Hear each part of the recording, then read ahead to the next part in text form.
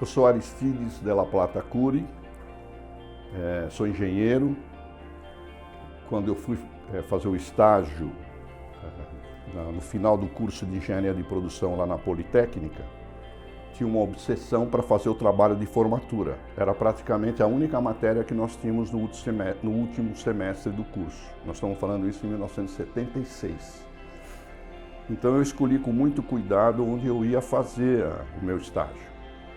O meu professor, engenheiro Newton Nunes Toledo, ele tinha assumido um cargo de superintendente da VASP, que era uma espécie de diretor executivo, né? Que os diretores da VASP, na época que ela era estatal, eram nomeados pelo governador e os superintendentes eram contratados. E aí ele levou um grupo para lá. Então eu fui para fazer um trabalho no departamento de cargas da VASP. E o trabalho foi tão legal que 3 anos depois, o meu colega Renato, engenheiro Renato, era chefe do departamento de obras da VASP e eu, 3 anos depois, chefe do departamento de cargas da VASP. Aí eu fui para a área comercial e aí na área comercial eu comecei a trabalhar ao lado do Walter Teixeira, que era chefe do departamento de vendas, que cuidava da área de passageiros. Fizemos ali uma dobradinha que nunca mais foi desfeita. Somos até hoje parceiros, o Walter Teixeira e eu.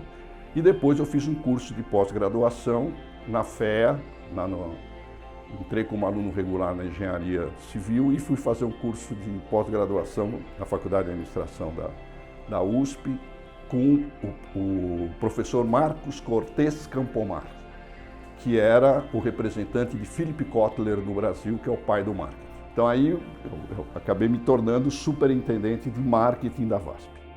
Eu tive um dos trabalhos bacanas que eu queria contar para vocês que eu fiz na VASP, que foi a mudança do visual. A VASP tinha um logotipo velho, aquele S da VASP, teve lugar aí que eu cheguei a ver o S ao contrário. O cara foi escrever lá no terminal da carga, meteu um S e parecia um Z. E aí era muito caro fazer a mudança do visual. E aí teve uma oportunidade, lá na época o presidente da VASP era o Antônio Angarita. E o diretor comercial era engenheiro da Hidroservice, a gente chegou a fazer trabalho juntos na época que ele estava na Hidroservice, e Pompílio Mercadante Neto já nos deixou. Ele teve uma ideia, um projeto maravilhoso, que era descobrir uma poltrona de avião mais leve. E essa poltrona, por ser mais leve, a economia de combustível que ela gerava pagava a mudança da poltrona e mais toda a diferença do visual interno. Ou seja, nós começamos a ter aviões antigos com a parte interna muito parecida com os aviões modernos. E isso só com a economia de combustível, que as poltronas mais leves e mais estreitas, até com um pouquinho mais de espaçamento, com mais segurança e conforto. E aí então eu tive a ideia, cheguei numa reunião de diretoria e falei, não vamos contar isso para ninguém não. E aí o que nós fizemos? Cada vez que o avião entrava para manutenção, ele saía com a nova logomarca. A DPZ criou a logomarca na época. E aí isso virou um projeto, ia inaugurar uma loja nova, a loja já saía com um novo visual, ia fazer uma reforma, já saía com um novo visual. Então o visual antigo e o visual novo conviveram. Então durante 5 anos a VASP teve o visual antigo convivendo com o visual novo. Com esse princípio de que o que era mais moderno, o que era mais confortável, tinha logotipo novo. Isso foi um case na história da aviação mundial. Tem um comercial que a gente vai passar aí que mostra o novo visual da VASP, aí vocês vão ver um comercial super interessante que eu vou passar aí para vocês. Atenção, viaje bem, viaje VASP. Céu azul, viaje bem, viaje VASP. Atenção, você com essa ficha na mão, dirija-se ao portão, embarque nesse avião. Boa viagem! Largue o chão, escolha uma direção, aperte seu cinto e solte a sua imaginação. Voe VASP! Céu azul, leste, oeste, norte ou sul, você livre pelo ar, com quem gosta de voar. A VASP abre suas asas, sua ternura, pra você ganhar altura, viajar.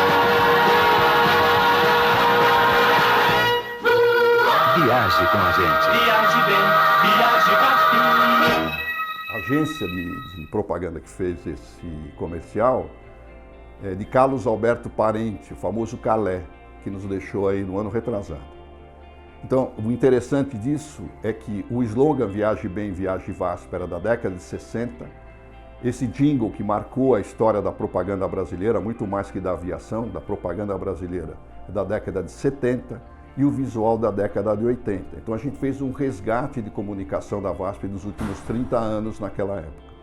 Dos últimos projetos que eu fiz lá na Superintendência, que eu tive a oportunidade de conduzir na Superintendência de Marketing da VASP, foi o Passaporte Brasil, quando João Dória Júnior, Luiz Lara, José Humberto Afonseca, Eduardo Culturato assumiram a Embratur, que era na época no Rio de Janeiro, e não tinha Ministério do Turismo, então era Embratur. E aí nós associamos o projeto Passaporte Brasil, com a concepção que ele tinha lá na Embratur, né, de envolver hotelaria, atrações, transporte receptivo e tudo, à tarifa da passagem aérea. Naquela época, as tarifas eram controladas pelo governo, era o Departamento de Aviação Civil, era o DAC que controlava os preços. E aí nós associamos um desconto de 10% para quem viajasse individualmente e 15% para quem viajasse em grupo. E aí as operadoras que se credenciaram no Passaporte Brasil distribuíam então esses passaportes pelas agências de viagem, era físico mesmo, era um passaporte, com todas as atrações que tinham no Brasil. Foi muito legal esse projeto. E aí eu recebi um convite para assumir uma diretoria lá na Embratur, que era a Diretoria Nacional de Marketing, que chamava-se Coordenação Nacional de Marketing na época. E aí então eu aceitei o convite e lá nós desenvolvemos uma série de trabalhos que foram muito interessantes. Eu aprendi muito com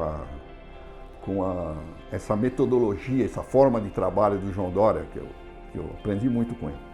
Então nós fizemos algumas campanhas interessantes. Eu me lembro muito da campanha do turismo ecológico, que era conhecer para respeitar. Que por coincidência era a DPZ, que foi a mesma agência que atendia a gente lá na VASP, né? Eu conheci o Jorge Sintra, que era o mídia da DPZ, o Stalimir Vieira, que fazia a criação lá das campanhas da Embratur. E o garoto propaganda foi o Milton Nascimento. O Milton Nascimento fez uma música para falar do turismo ecológico, ofereceu essa música para nós.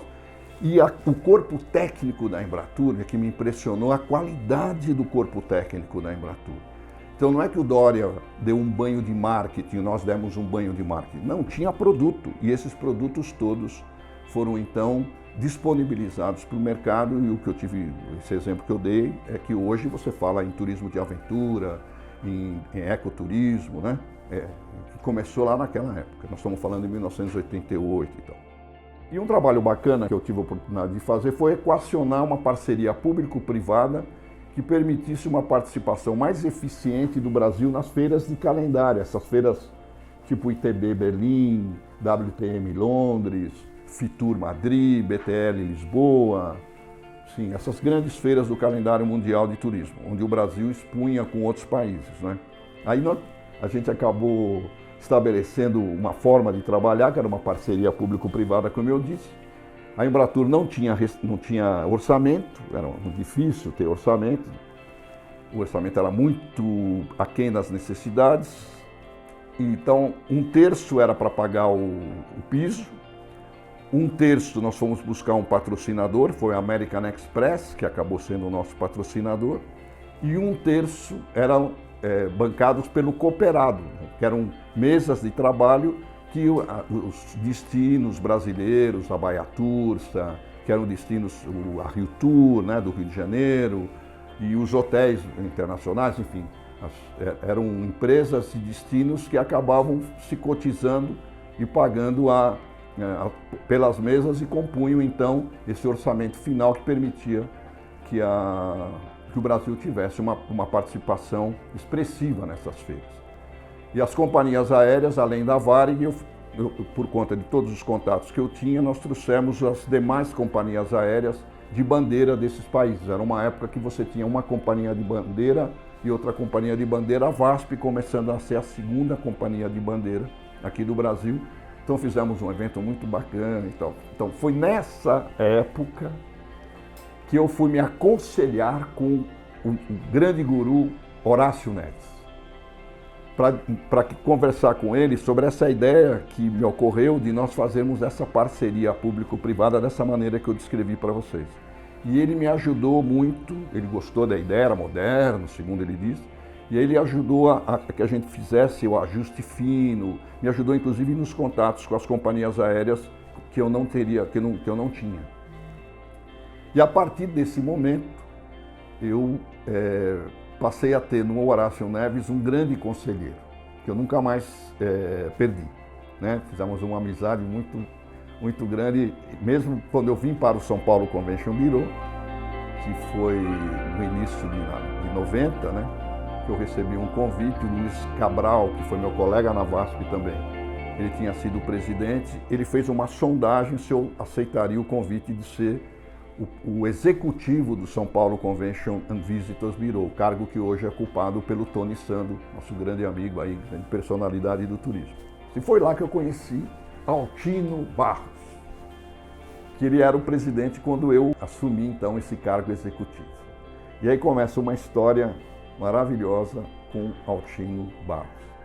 Eu tive a oportunidade, quando eu fui presidente do SCAL, aqui em São Paulo, de homenagear o Horácio Neves, que ele recebeu o reconhecimento do SCAL São Paulo num evento muito bonito na Folha de São Paulo, porque ele foi o autor do primeiro suplemento de turismo do Brasil.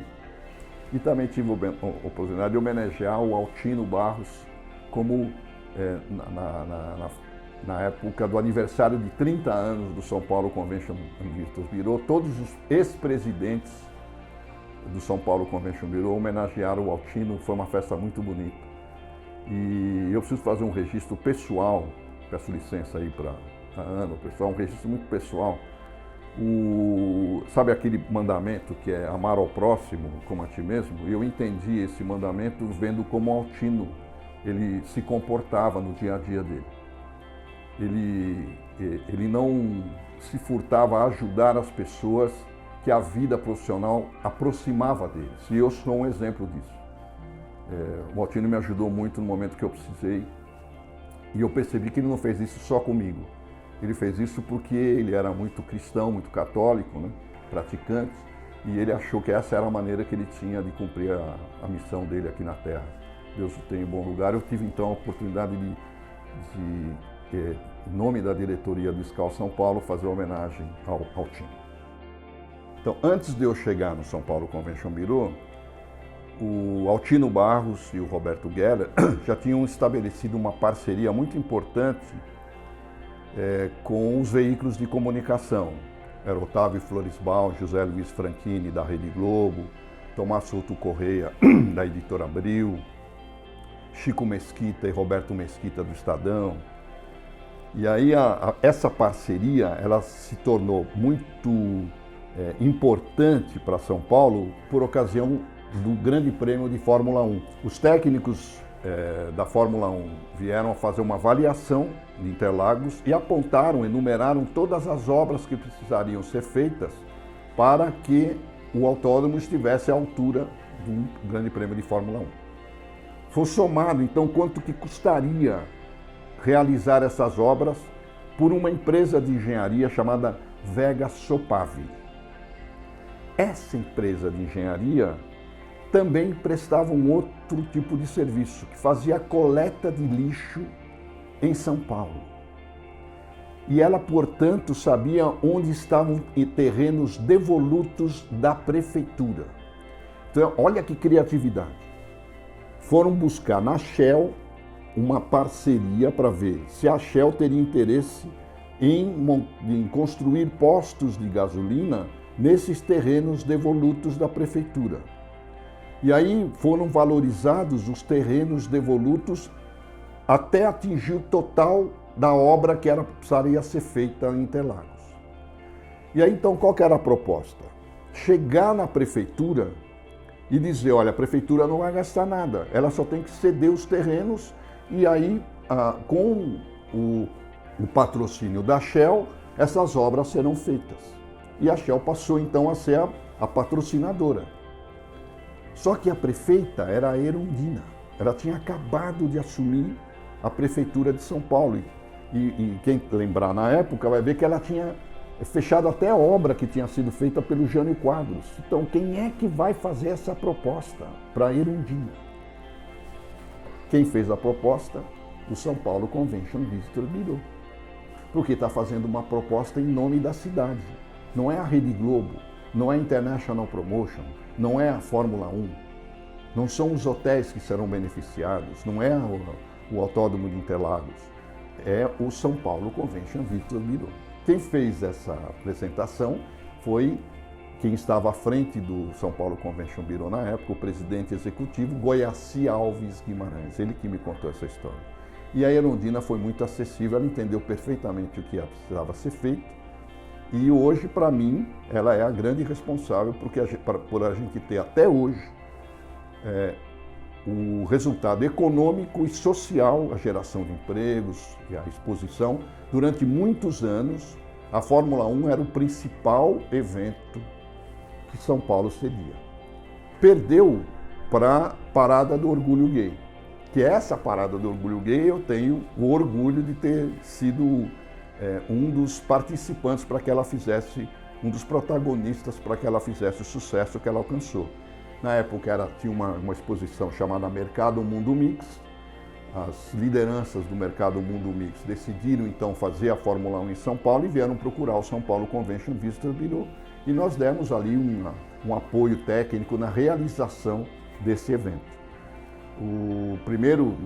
Uma das coisas que nós fizemos foi ensiná-los a credenciar um hotel oficial, que a rede Accor, então, acolheu o evento através da rede Parthenon. Eu também tive a oportunidade de homenagear o Roland de Bonadonna com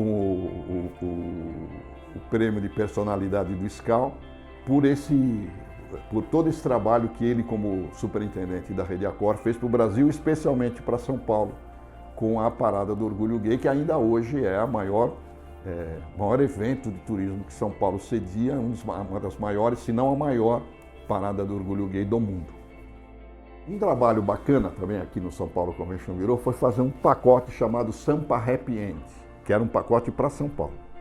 O Walter Patriani e o Guilherme Paulos abraçaram a proposta de fazer pacotes de receptivo em São Paulo, ao ponto do São Paulo Convention Bureau dividir o stand da CVC nos famosos workshops CVC, que recebiam agentes de viagem do Brasil inteiro, e aí isso consolidou o papel da cidade de São Paulo como um polo de turismo receptivo. Só que não tinha compras, porque o fim de semana em São Paulo, sem compras, ficava muito aquém da necessidade para atrair os fluxos turísticos.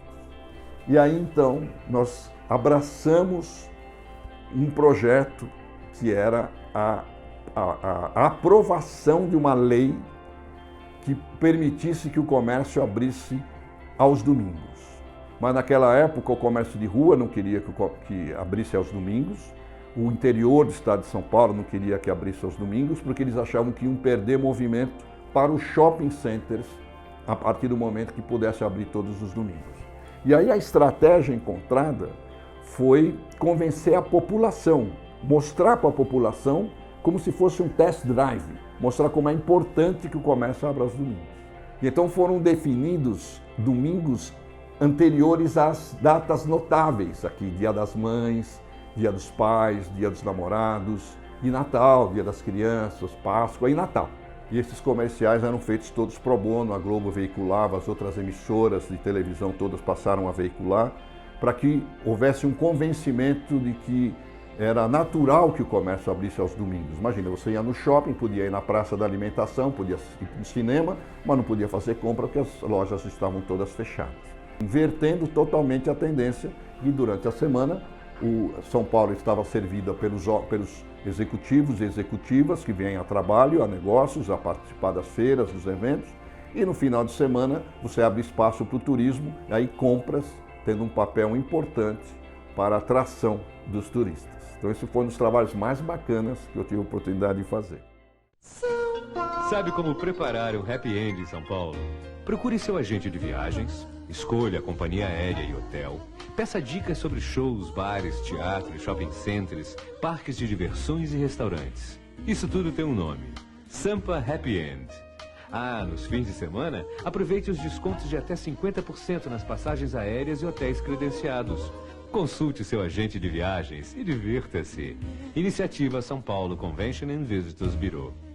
Eu praticamente secretariei, orientei, participei da formação de todos os Convention Bureaus das capitais e de algumas cidades importantes, como Foz do Iguaçu, Maringá, Blumenau, aqui no interior de São Paulo, Campinas, Santos. Eu apoiei essa realização desses Convention Bureaus e nós criamos um Fórum Brasileiro dos Convention Bureaus e me dediquei muito a orientar a formação de Convention Bureaus ou o desenvolvimento dos Convention Bureaus da região norte do Brasil, que eram muito desprovidas, não só de Convention Bureau, mas desprovidas de praticamente tudo. Há uma desconectividade da região norte em relação ao Brasil.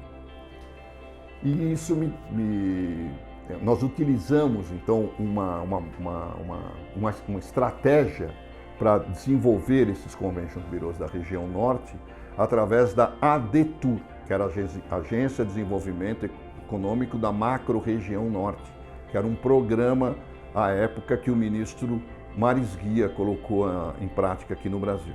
Então nós fizemos um convênio com o Ministério do Turismo para criarmos a ADETUR e na criação da ADETUR nós nos valemos de um concurso das 7 novas maravilhas da natureza. O Rio de Janeiro tinha acabado de ganhar o prêmio das novas 7 maravilhas do mundo. E aí a New Seven Wonders, essa fundação mundial que realizava o concurso, promoveu então esse outro concurso que era das 7 maravilhas da natureza. Então nós inscrevemos a Amazônia como uma das atrações que concorria num concurso longo, demorou 3 anos para escolher quais seriam as 7 maravilhas da natureza. Você elegeu o Cristo Redentor, uma das 7 novas maravilhas do mundo. Agora chegou a hora de escolher as 7 maravilhas da natureza. Acesse wonderamazon.com e vote na Amazônia. E isso acabou promovendo a Amazônia de uma forma que ela nunca teve antes, com o uso a utilização do concurso das 7 novas maravilhas. Como foi um concurso longo, quando chegava perto da eliminatória, de uma prova eliminatória, os Convention Bureaus acionavam seus parceiros veículos de comunicação, tinha jornal também, revistas locais, e eles então intensificavam a campanha e nós passávamos para a próxima fase. Teve uma hora que eu tive a oportunidade, foi um pouco de loucura, né? Mas eu fui fazer uma parceria com todos os países panamazônicos, para que na fase final do concurso, todos os países panamazônicos virassem uma atração para ganhar o prêmio das 7 maravilhas da natureza, e isso garantiu que a Amazônia fosse escolhida, e aqui no Brasil, Foz do Iguaçu e a Amazônia são consideradas as novas 7 maravilhas da natureza. Isso foi um trabalho muito bacana. A campanha Amazônia, maior maravilha da natureza, foi vitoriosa, mas ela não atingiu os objetivos que nós desejávamos alcançar, que era tornar os destinos amazônicos mais conhecidos, tanto para o turismo de lazer, quanto para o turismo de eventos. E oferecer com isso um propósito para os Convention Bureaus da região. Isso aconteceu, primeiro, porque com a descontinuidade administrativa no Ministério do Turismo, né, com a troca do ministro, com a saída do Eduardo Sanovics, e mais que isso, os Convention Bureaus não encontraram na Federação de Convention Bureaus a sustentabilidade que precisaria ter. E começando na Amazônia, isso acabou se constatando no Brasil inteiro, a ponto de, em 2015, as lideranças de Convention Bureau, o Tony Sando, o Michael Nagy, os consultores, como a consultora Vanessa Schuller, entre os quais eu me incluo, decidimos criar a Unidestinos, que é a União Nacional de Convention and Visitors Bureau e entidades de destinos. Isso em 2015. E um dos lançamentos da Unidestinos se deu exatamente no stand do Brasil Tours na WTM daquele ano.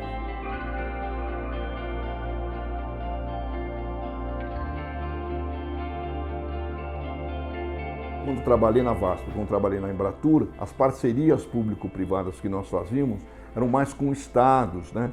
Com a Fornatura, o Fórum Nacional dos Secretários de Estado de Turismo, e aqui eu tive uma forte experiência com prefeituras. Aí eu percebi o esforço que essas cidades fazem para se manterem como destinos turísticos de qualidade. Mas eu sentia que faltava a promoção.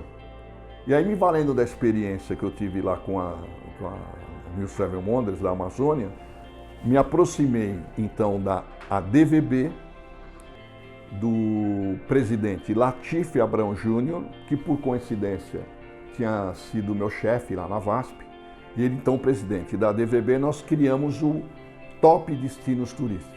A ADVB faz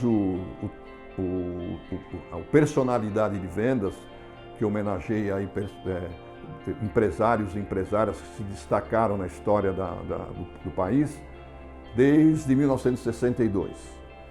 Faz o Top de Marketing, que já está na 47ª edição.